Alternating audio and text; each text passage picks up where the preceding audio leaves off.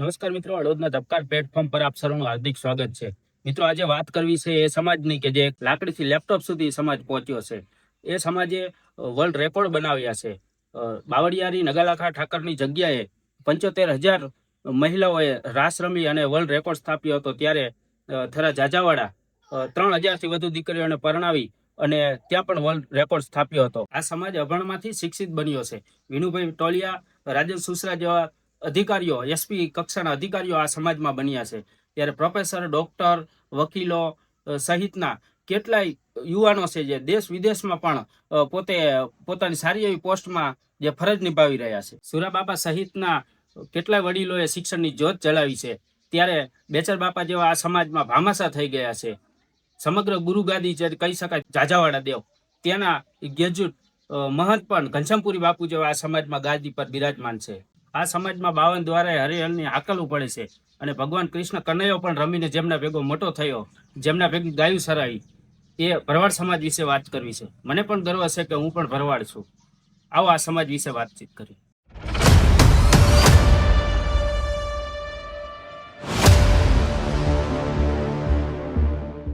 ભરવાડ સમાજે હરણફાળ પ્રગતિ કરી છે. શિક્ષણ તમામ બાબતમાં પ્રગતિ કરી છે. પરંતુ વડીલોને લાગ્યું કે ક્યાંક લગ્ન પ્રસંગમાં થતા ખોટા ખર્ચા છે તે બંધ કરવા જોઈએ અને કુરિવાજો છે તે નાબૂદ કરવા જોઈએ. ત્યારે આખા સમગ્ર ગુજરાતના ભરવાડ સમાજે જે કમર કસી અને અલગ અલગ નેહડે બેઠકો કરી અને નવા નિયમોની જે સ્થાપના કરી છે. ત્યારે ઝાલાવાડની વાત કરી તો ઝાલાવાડ પરગણામાં જે તમામ તાલુકા આવતા હોય તેની આજે સુરેન્દ્રનગર એક ફાઇનલ બેઠક હતી અને બેઠકમાંથી નવા નિયમો તેમાંથી જાહેર કરવામાં આવ્યા છે. હવે પછીના જે આજથી છે તમામ નિયમો છે આ તારીખથી આજથી લાગુ પડવાના છે. આવો વાત કરીએ. આપણે સામતભાઈ શિક્ષક છે ધાંગધ્રા, તેમની સાથે વાતચીત કરી છે. શું કહી રહ્યા છે નિયમો લઈને? વિજયન પાક આજ નવા નિયમ થકી અમારો ભરવાડ સમાજ માંડે આંખ. ખરેખર જોરદાર તાળીથી વધાવી ઠાકરની માં મચ્છુની કૃપાથી આપણે જે નિયમ લીધો છે એ અહીંથી આપણે શરૂઆત કરવાનું છે. અને હવે ટૂંક સમયમાં જ આ જેટલા નિયમ છે એને આખરી ઓપ આપી અને દરેક નેડાની અંદર આ પત્રિકાઓ જે પહોંચી જશે અને જેથી કરીને બધાને નિયમની ખબર પડી જશે અને વાયરલ થશે એટલે ખ્યાલ આવી જશે. એટલે હવે પછી આપણે જે આ નિયમ આજથી જ લાગુ પડશે. અને સાથે એક જાહેરાત કરી દઉં કે ભાઈ આગામી તારીખ 25/1/2026 ના રોજ વઢવાણ તાલુકાની મીટિંગ છે અને દુધરેજ સમૂહ લગ્નનું આયોજન જે ગાઉન ખાતે છે તો 10 વાગે ત્યાં બધા મળશું. એમ આપણે જે 25 તારીખના રોજ મીટિંગ રાખેલી છે ગ્રાઉન્ડ ખાતે. તો દરેક મિત્રો સમૂહ લગ્ન નિમિત્તે આ મીટિંગમાં આપણે ત્યાં હાજરી આપશું. અને અહીંયા આપણું જે કામ છે એ પાર પડ્યું અને ખરેખર આપણી જે મહેનત છે આજે આપણે છેલ્લા 15 થી 20 દિવસથી આપણે મનોમંથન કરી છે ને સુખદ નિર્ણય આવ્યો છે. માં મસોમાં જે છે એનું કામ ફતે થયું. અને ત્યારે હું કહીશ જય દ્વારકાધીશ, જય દ્વાલીનાથ, જય મચ્છુમાં. આજે સમાજની અંદર ઘણા બધા એવા કુરિવાજો, ઘણા બધા એવા પ્રસંગો જે છે એ સમાજમાં ઘર કરતા જાય છે, નવા નવા પ્રસંગો આવતા જાય છે અને જેના કારણે સમાજને પારાવાર નુકસાન ભોગવવું પડે છે. અને આવા પ્રશ્ન એ બને છે કે જે મોટા માણસો નવું કંઈક કરે છે એના પાછળ નાના માણસોને પીસાવવું પડે છે. તો આ પરિવર્તનને ધ્યાને લઈ અમારો ભરવાડ સમાજ જે ઝાલાવાડ પંથકનો છે એને પણ એક એવું નવું બંધારણ નક્કી કર્યું છે. અને એને નક્કી કર્યું છે કે ભાઈ આવા જે અમુક કુરિવાજો જે છે જે સમાજની અંદર ફેલાયેલા છે, જે બિનજરૂરી છે અને નવો વ્યાપ વધતો જાય છે, એને દૂર કરી અને કંઈક નવી પહેલ કરી અને નવું બંધારણ નિર્માણ કરી અને એ જે બંધારણ છે એ સમાજને લાગુ કરીએ. તો એવો ઝાલાવાડ પંથકની અંદર અમારા ભરવાડ સમાજની મીટિંગ મળી અને એની અંદર સરસ મજાના 21 થી 25 નિયમો જે છે એનું બંધારણ નક્કી કરવામાં આવ્યું. જે આજરોજ તારીખ 18/1/2026 ના રોજ સુરેન્દ્રનગર મુકામે મીટિંગ મળેલી અને તેમાં ફાઇનલ કરવામાં આવેલું. એ નિયમો થોડા આ રીતના છે કે સૌથી પહેલા તમારા સમાજે નક્કી કર્યું છે કે ભાઈ સમાજના દરેક વ્યક્તિએ પોતાના દીકરીઓને ખાસ ભણાવવાના ફરજિયાત છે. ત્યાર પછી સમાજમાં બીજા નાના મોટા ઘણા રિવાજો હોય છે. દાખલા તરીકે લગ્ન પ્રથા હોય તો લગ્નની અંદર લાઈવ ડીજે, મોટા મોટા કલાકાર લાવે, સ્ટેજ શણગારવાનું, તો એ પણ બંધ કર્યું છે. ત્યાર પછી સમાજની અંદર જે ફટાકડા ફોડવાનો રિવાજ છે, પછી લગ્ન લઈને જે જાન લઈને જાય ત્યારે જાનની અંદર ગાડીઓની લાંબી લાઈન કરે છે અને એન્ટ્રી કરે છે, એ પ્રથા પણ સદંતર બંધ કરવામાં આવી છે. એ સિવાય જ્યારે પણ કોઈ પણ સગાઈ થયા બાદ દીકરાને જે જમાઈ કરવા જાય છે તો આ પ્રથા પણ અહીંયા બંધ કરવામાં આવી છે કે જમાઈ કરવા જવાનું નથી. અને કોઈ પણ દીકરી જે છે એની સગાઈ કર્યા પછી રૂપિયોને આરે જલાવવાનું જે થાય, એનો ગોળ ખવડાવવાનો થાય, એ બધું એક જ વખતમાં પતાવી દેવાનો. હાયડો પણ સાથે એમાં સમાવેશ કરી લેવાનો છે. અને દીકરીના જ્યારે એ પ્રસંગ આવે ત્યારે માત્ર ને માત્ર 3 જોડી કપડાં, એક દાગીનો અને એટલી જ વસ્તુ લઈને જવાનું છે. વધારે પડતા માણસો નહીં, પણ મર્યાદિત સંખ્યામાં ત્યાં જવાનું છે. આ સાથે લગ્નની અંદર જે કોઈ વ્યક્તિ આ નિયમનો ભંગ કરે તો એનો પણ અમે દંડ નક્કી કરેલ છે કે કોઈ પણ વ્યક્તિ આ સમાજમાંથી બહાર રહે, આ સમાજના જે નિયમો છે એનો ભંગ કરે તો એના 2,51,000 રૂપિયા અમે દંડ રાખેલ છે અને વસૂલવામાં આવશે. ત્યારબાદ મામેરાનો જે પ્રસંગ છે તો મામેરાના પ્રસંગની અંદર દરેક દીકરીને વધુમાં વધુ 3 તોલા સોનું, તેથી ઓછું લે તો ચાલે. અને ત્યારબાદ 51,000 રૂપિયા વધુમાં વધુ બેડે બાંધવાના, અથવા એથી ઓછા હશે તો ચાલશે. અને મામેરું જે છે બેઠું જ ભરવાનું છે. અને કોઈ પણ પ્રકારના જે પ્રસંગની અંદર જે આપણે પૈસા ઉડાડીએ છીએ ઢોલ ઉપર કે નવ દંપતી ઉપર આપણે પૈસા ઉડાડીએ, ઘોર કરવાની પ્રથા સદંતર બંધ છે. ત્યારબાદ શ્રીમંતના પ્રસંગની અંદર જે આપણે પ્રસંગ માટે જાય ત્યારે સ્ત્રીઓએ માત્ર ને માત્ર 1 તોલું સોનું અને વધુમાં વધુ 51,000 રૂપિયા, આ બેમાંથી ગમે તે એક વસ્તુ લઈ જવાનું રહેશે. એથી વધારે બધું કોઈ લઈ જવાનું રહેશે નહીં. અને ત્યાં પણ વ્યવહાર પ્રથા બિલકુલ બંધ. આપણા કોઈ પણ પ્રસંગ હોય એની અંદર કોઈ પણ પ્રકારની વ્યવહાર નહીં કરવાનો. કે આપણે સગાવાલા ત્યાં લગ્નમાં ગયા અને પછી આપણને બધાને પહેરામણી કરી સદંતર બંધ કરી છે. અને મામેરાની અંદર જ્યારે પણ મામેરું લઈને જાય ત્યારે મામેરું જે દીકરીનું છે એના સગા ભાઈને એકને જ માત્ર ને માત્ર 500 રૂપિયાનો વ્યવહાર કરવાનો છે. અને બાકીના બીજા કોઈને કઈ વ્યવહાર નથી કરવાનો. તેમજ મામેરું લઈને આવનાર વ્યક્તિએ દીકરીનો જેનું મામેરું છે એના સસરાને માત્ર ને માત્ર એક સાલ ઓઢાડવાની છે. બાકી બીજા કોઈને સાલો ઓઢાડવાની પ્રસંગ રીતસર બંધ છે. અને ખરેખર આપણો જે ભરવાડ સમાજ છે એ કોઠા સૂઝવાળો છે, સમજુ છે, પણ શિક્ષણનું પ્રમાણ ઓછું છે. તો શિક્ષણ તરફ ધ્યાન દેવાનું છે. ત્યારે મને એમ કહેવાનું મન થાય કે મૂછો વાકડી અદા ફાકડી, મૂછો વાકડી અદા ફાકડી, કોઠા હુજની ખાણ છે, ભલા બનાવ્યો ઠાકરે એવો ભલો મારો ભરવાડ છે. ભલે બનાવ્યો ઠાકરે એવો ભલો મારો ભરવાડ છે. દિલનો એ દાતાર છે, અરે દિલનો એ દાતાર છે, એને રોટલે બેઠો રામ છે. ભલે બનાવ્યો ઠાકરે મારો ભલો એ ભરવાડ છે.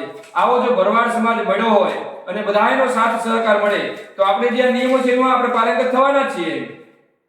ત્યાર પછી આગળ જઈએ તો કે ભાઈ લગ્ન લઈને જવાનું થાય તો લગ્નની અંદર ઓછામાં ઓછા 5 અને વધુમાં વધુ 11 જે છે એટલા જ લગ્નિયા હોવા જોઈએ. વધારે લગ્નિયા છે એને ત્યાં લઈ જવાની પ્રતિબંધ છે.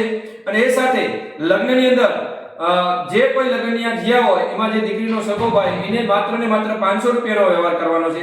બાકી વ્યવહાર સદંતર બંધ છે. અને દીકરીના લગ્ન બાદ જો દીકરી અથવા દીકરાનો અભ્યાસ ચાલતો હોય તો એ અભ્યાસ પૂરો ન થાય ત્યાં સુધી આપણે જે છે એ આ પ્રસંગ જે છે એને મુલતવી રાખવાનો, અથવા તો લગ્ન બાદ પણ પ્રસંગ પૂરો કરવા દેવાનો. અને ત્યાર પછી જ આપણે એ પ્રસંગ છે આગળ વધારવાનો છે. કંકુ કન્યા દીકરી આપનાર હોય તો દીકરીના પિતાવાળાએ માત્ર સામેવાળા પાસેથી 6 તોલા સોનું લેવાનું છે.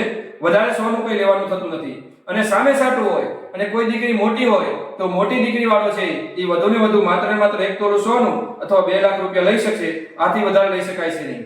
ભયુ ભાગ્યમાં જે દીકરી આપે ત્યારે દીકરીના પિતાએ માત્ર 5 તોલા સોનું ને બદલે 4.5 તોલા સોનું અને 4.5 લાખ રૂપિયા જ લેવાના થશે.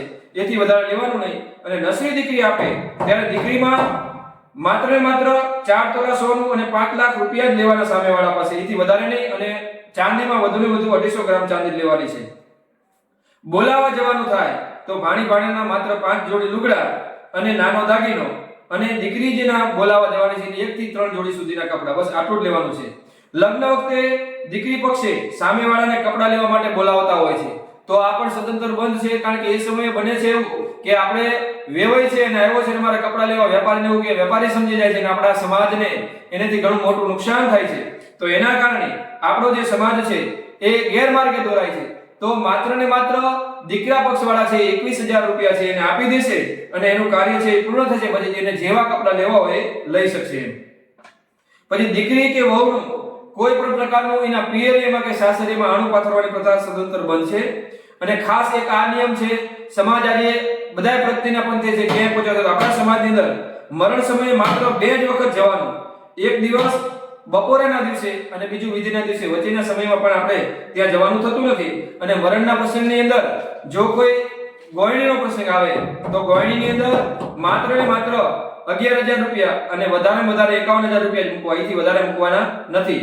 અને આ સિવાય છૂટાછેડાનો પ્રસંગ જ્યારે આવે તો છૂટાછેડામાં સગાઈ જો થઈ હોય અને છૂટું કરે તો 5 લાખ રૂપિયા દંડ થશે. ગોળ ખાધેલો હોય અને છૂટું કરવામાં આવે તો જે ના પાડે પહેલા એના 11 લાખ રૂપિયા દંડ થશે. અને લગ્ન થયેલો હોય અને છૂટું કરવાનું કે તો તેના પણ 11 લાખ રૂપિયા દંડ. અને લગ્ન બાદ એક દીકરીને સંતાન હોય અને જે દીકરી નથી મૂકી એના ઘરેથી ના પાડવામાં આવે લગ્નની તો એની પાસેથી 21 લાખ રૂપિયાનો દંડ વસૂલ કરવામાં આવશે. આ સાથે કોઈ છોકરો દારૂ, જુગાર અથવા બીજા રસ્તે હોય અને એવા સમયે જે દીકરી છે એના બાપાએ કંટાળીને દીકરીને છૂટી કરવાની થાય તો એવા સમયે આ જે દીકરીનો બાપ જે છે એનો સમાજ કોઈ ન્યાય કરે ત્યારે આ દંડ લાગુ પડશે નહીં.